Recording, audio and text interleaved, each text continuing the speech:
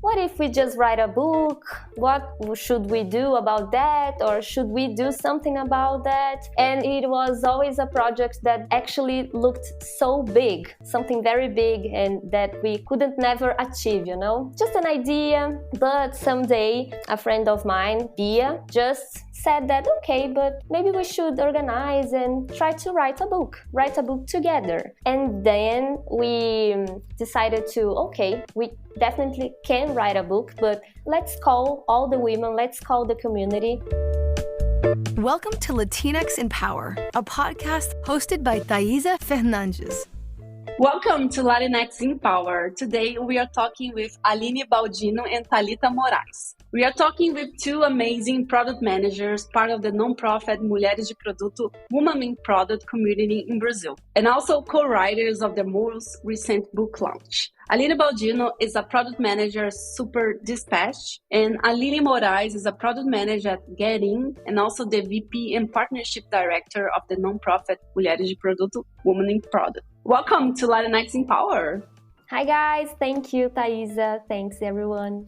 Hi everyone, thanks for having me. Great to be here. Awesome. In this episode, we'll talk more about their careers in product management and also their work for the Women in Product community and their recent launch, the book Product Management as You Never Have Seen Before. The first book about product management written by women published in Brazil. This is a huge milestone. And fun fact, I'm also a co-writer of this book. So very excited with this conversation. And first things first, my favorite question, what does it mean to be a Latina for you?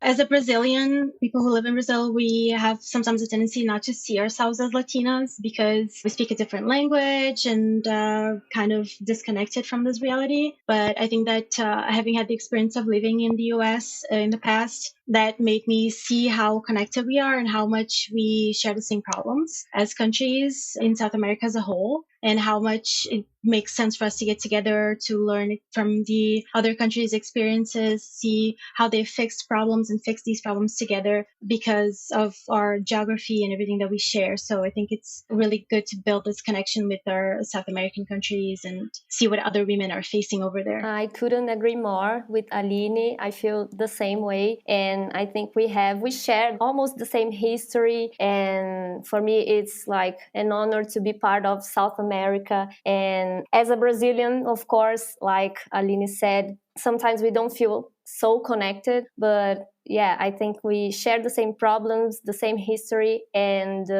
I can see that in South America we have incredible women and we are consuming more material and written books from those people. So it's exciting to see how we now can get more connected. So it's great. Yeah, I feel the same way. I think I moved to the US almost 9 years ago. It was something new to me. And then I feel now things are changing for folks in Brazil, in Latin America in general. We might feel more connected with each other and consuming more content. And there's a bunch of artists out there. In Brazil, we have Anita. I'm a big fan of Anita, so very, very proud. And Bad Bunny, amazing. So I think all this is helping us to feel more connected. And for sure, we have a lot of similarities. Also a lot of differences as well, but a lot of things that connect us with each other. And I think being far away from our main countries, it's something that unites us even more. So I'm very, very excited to have you both here. So today we are talking about product management. It's something that a lot of folks ask me, and I would love to hear more about your trajectory getting to product management. How was this process for you, Aline? All right. So for me, I took another course when I went into university, but when I decided that I really wanted to go into technology, I actually studied systems analysis and development. And I worked as a systems analyst for about 5 years in software factories, where you would go and talk to the users, understand their problem, do the whole solution shape up, think about prototyping, business roles, data structures, and all that. But I felt like a natural progression to that would be to work in a more flexible, more iterative process in which you could update the processes, update the software more often, and you really be more in contact with users. So I took the product owner certification in 2017 because I wanted to move into the product owner position. And I started searching And at the time, Olist, which was the first company where I worked as a product manager, they were looking for a product owner / product manager. So I applied and ended up being accepted and going into product management without pretty much any context of what product management was. I had to learn on the go. So being able to have this opportunity to start without any experience, without any prior knowledge on product management was really important for me. Getting started and learning from my leaders at Olist, and also really being able to study during this period, have a lot of books to read, a lot of podcasts and other material to consume about what product management is so that I could improve my processes at Olist. So this is something that I really, really thought was valuable for me going into this process of writing this book. Because when I was starting, I read the product book, which is a book from product school, which is similar, objective than our own, but it is in English. So this is, something that I think is going to be very valuable for people who are getting started, just like I did, without any kind of experience or background in product management, so that they can, improve every day. Yeah, that's amazing. I like that you mentioned that product owner certification. I have this certification as well. And I always talk with people about that because it gives you a really good foundation about product management as well. So, and we also interviewed the founder of Product School. So I'm going to link to his episode. It's great. And how was this process for you, Talita, transitioning to product? Great. Yeah, I started my career as a quality assurance professional. So I was always testing products. And then I decided to make this transition to product management. But on those days, we were actually talking more about a product owner because of Scrum and so on. So my first role in product was product owner. And then I think I spent maybe 2 years trying to learn this role in a daily basis. I think this is something very special from our field because we really need to learn every day and learn how to do things every day and new tools and so on. We can obviously read. We definitely have many important books, as Aline mentioned, and we definitely need this direction in the beginning. It is very, very important, the theory, right? But we can see that the theory can be a little bit different in practice. So I was working as a product owner for 2 years, and then I could make the transition to be a product manager. And I think we could see that the role is evolving, the responsibilities and what is expected from us. So I've been facing this, and now I can see that what is expecting from me today is very, very important from what companies were expecting from product people like 5 years ago. So I made this transition with help from so many people that were working already on this field. I read a lot, inspired, product management in practice, and then the Mulheres de Produto community played an important role in my life because there in the beginning I could learn from so many credible women, and then now I can work inside the community in a different way. So yeah, I think this is how I could make this transition. I always say that I have like 2 jobs. I have the official one as a product manager, and then the job from my heart, which is the work I do inside Mulheres de Produto. But what is something very important in this transition, I think it is part of this transition to product management too. Amazing. I love to hear both of your stories, your transition to a product role. And it's so interesting because you both transitioned from a PO, a product owner role, to a product manager role. And for those who are listening to us, what's the difference between being a product owner versus being a product manager? Can you describe what are the main differences? I'm not so sure about the differences if you are talking about the daily basis activities from a person who works with products, especially here in Brazil, actually, because the field here in Brazil is not so mature as it is at United States, for example. So here we definitely can see product owners working with the same roles, the same responsibilities as product managers. So I think this is very difficult to make a difference here in Brazil. But I think this is something very related to the company, because we do have companies here that have both roles, with some product managers that can even make the management of those product owners' careers, for example. This is something that can happen. So I think that maybe 2 years ago we could say that, okay, the product owner is actually the role from a framework called Scrum, and the product management is the role of a person that is fully responsible for a product. I think we could say that, but again, here in Brazil, I can't see so much difference because we have, depending on the company, different expectations from those roles. So this is at least what I can see here from Brazilian market, let's say. Let's put it this way.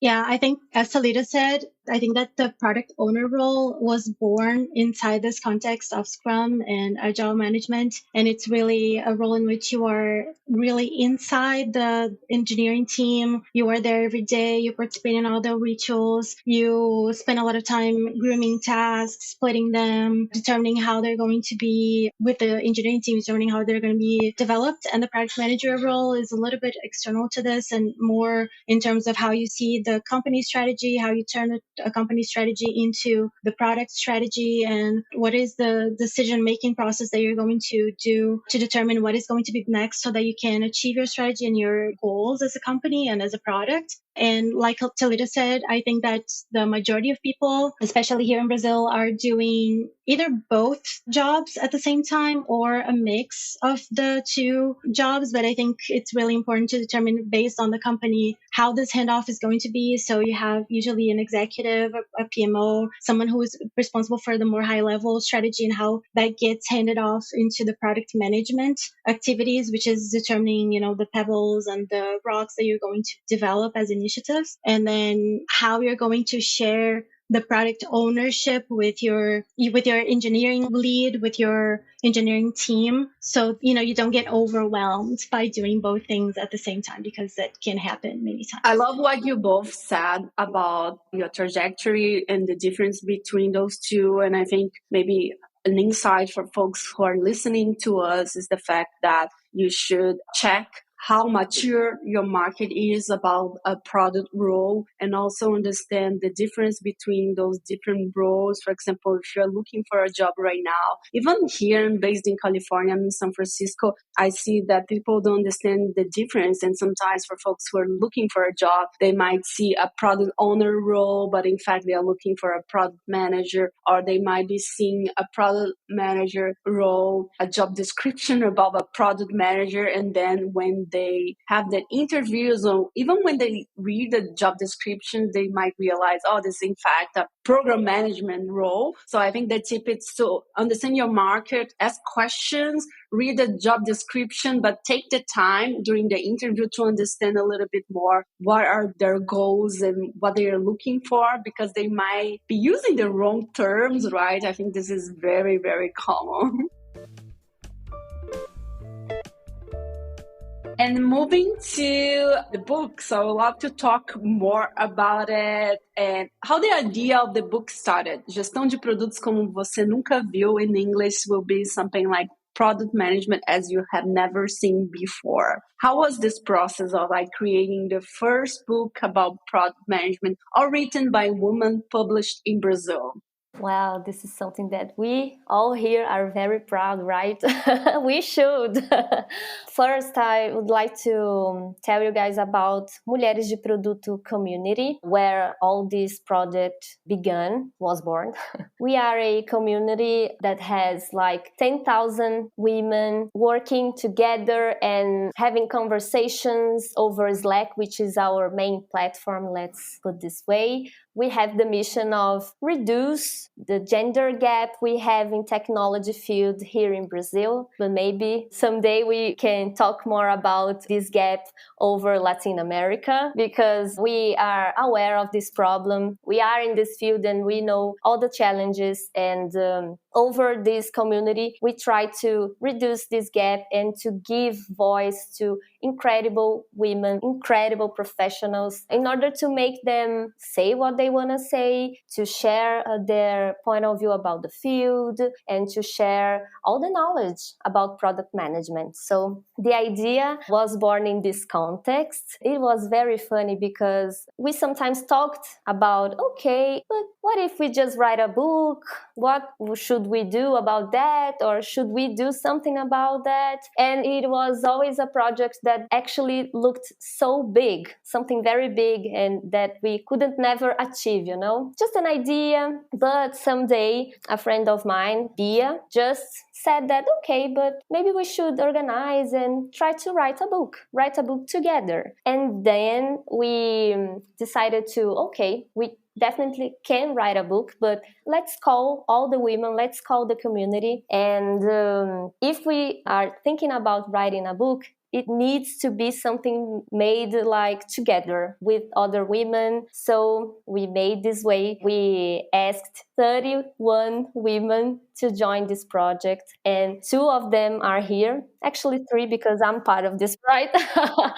And they were in, and it was maybe the most challenging thing I ever made, because we needed to organize everything, like the idea, and then invite all those women, and then read everything. We were very anxious about this project, and okay, oh my God, is it going to be okay? I don't know if it's something can we have success with this? I don't know. We were kind of insecure in the beginning. So many challenges in this journey, let's say like that. I was organizing and writing. I had so many feelings about the book, because I needed to organize like the schedules, milestones, the deadlines we had. As a writer, I needed to write everything and have everything done before the deadline as well. So I was, playing both roles. So it was kind of challenging for me, but I feel very, very proud of this project, because we definitely could get together women that really, really know how product management work.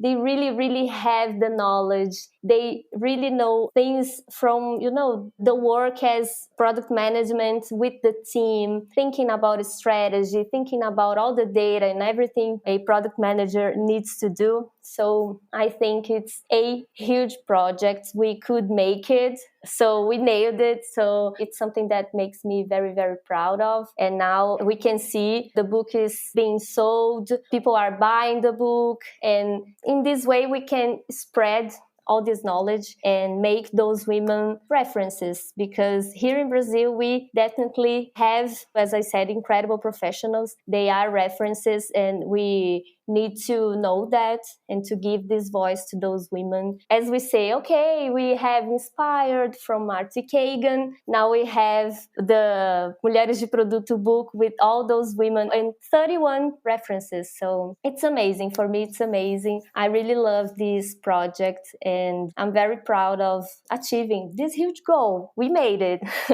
Yeah, definitely. This is huge, huge, huge. And I can imagine the amount of work and excitement. And also, it's something very new, I think, for all of us, write a book. And Talita, you were from like the planning part and also working as a writer on top of your full time and a lot of other things. So this is incredible. This is an amazing achievement. And as you said, we have inspired, we have like a lot of different books, and now we have the Mulheres de Produto Women in Product book as well. So this is incredible. And how was for you, Aline, the process of writing a book? And first, how did you get to know the Mulheres de Produto Women in Product community? How was for you this process?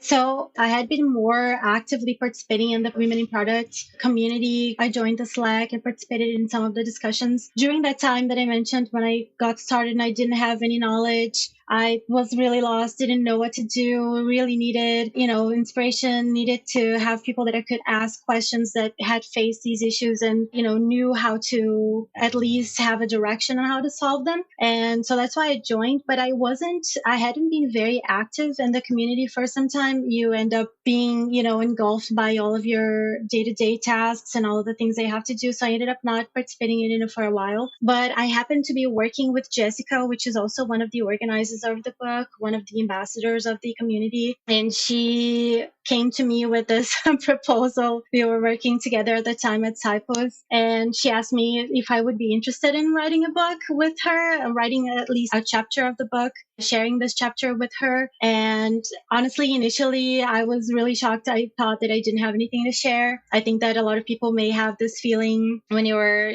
working in an area that everything that you know is things that other people already know and that you don't have anything to share. But in reality, you do. You have your experience and you have how you've taken all the theory out there and applied to your day to day and all the difficulties that you had during this process. And at the time, we were going through this gigantic hurdle of starting the product area from scratch at Cypos, working with, determining what the product system we were going to use, how we were going to manage all of our initiatives, how we were going to do the prioritization, working with a lot of product managers that didn't have a lot of experience and trying to do for them the same thing that was done for me in previous experiences. And so she convinced me that we could share this experience and talk about this in the book. And it was great. It was great that she convinced me because it was a process that I had never gone through, and going through it and agreeing with her on which parts each one of us would write, how we were going to piece all of it together and make it look cohesive and sound like it was written,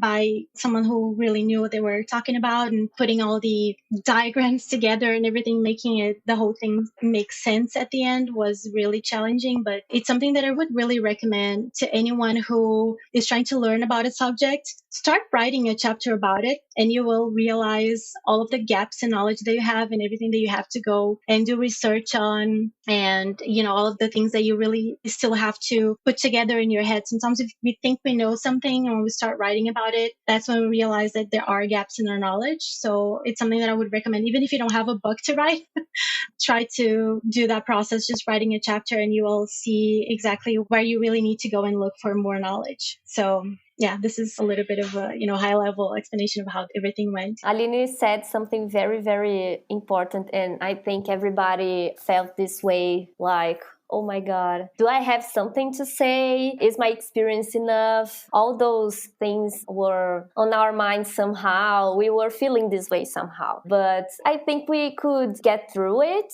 And I'm 100% sure that everyone could get help from each other and share experiences and share those feelings, Here, from this side, we were in 5 planning everything. We were writing this book through 2 years. Right? And in 2 years, Jessica could have a baby.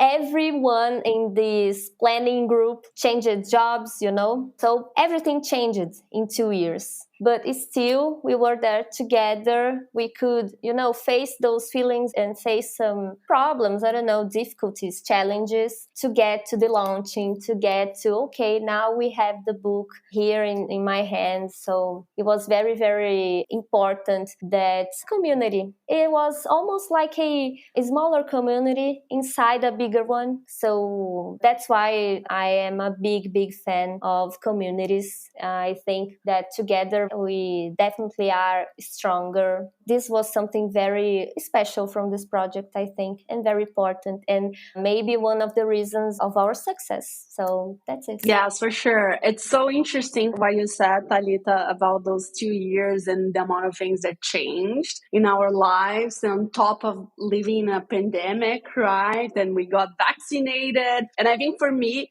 I lived in 6-7 different cities in the United States because at that time I was like nomad, and then now I'm like in my forever home. It's so interesting to think about that on top of like full time and a lot of other things. Then I think for me, it was so interesting because it was Cassie who messaged me first, and then we talked and she shared with me that the Mulheres de Produto were thinking about writing a book, and for those who know me, my absolutely dream was to write a book one day. And it was something that I was like, oh, I want to do this. This is very ambitious. I have no idea if I'm going to be able to do that, but I really want that. And then I was like, holy shit, this is happening, you know? And I think as a writer, everything that you both said about feeling insecure, feeling that we didn't have a lot to say, and at the same time writing about it and then having this realization, no, this is important. This is very important. A lot of people will feel very inspired about that. They will learn from that. And also as a writer, everything was so organized and we have like all the milestones, and I can't imagine the amount of work all the organizers had to plan this book with like 31 women and making a way that felt very seamless. So I'm very proud. So thank you, Talita, and all the organizers. Everything was very amazing. The book is definitely so beautiful too. So I would say, so I'm very happy about it. Yeah, this is our work. We could work together. And yeah, this is something, it's amazing for me. It was truly teamwork. We could work together. We could deliver an important thing that is this book. So congratulations and thank you because yeah, again, this is something that we should be very, very proud of. What we've done is amazing. It is amazing. Yeah, and just like putting something in the universe, you know. So some people ask me, how about the Spanish version of the book or an English version of the book? So I'm just sharing, you know, just for thought. We definitely want to think about a Spanish version and even an English version. Maybe next year, we're thinking about that. Like, how could we manage and how could we launch those two versions? But yeah, I think next year, maybe we'll have both. But let's see. Please wait some news next year related to this book. I'm enjoying so much this conversation, but we are getting to the last session of this podcast. And to me, it's very important to share stories, inspire all the Latinx folks and anyone to be honest. And this is one of my favorite parts as well. So I'm curious to know, what are the resources that helped you in your journey?